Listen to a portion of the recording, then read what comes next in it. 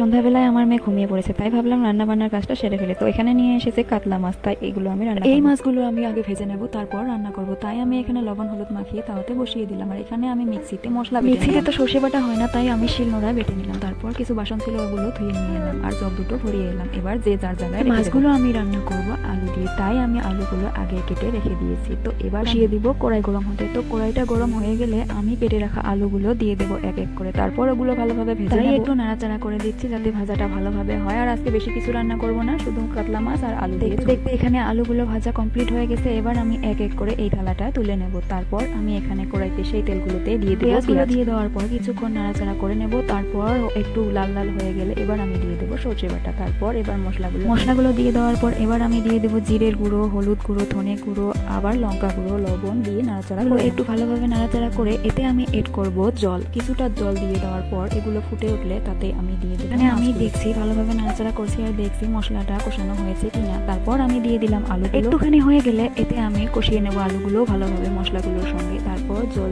দিয়ে কিছুক্ষণ পর আমি এক এক করে মাছ হয়ে গেল। আমার রান্না কমপ্লিট। ভালো লাগলে সাবস্ক্রাইব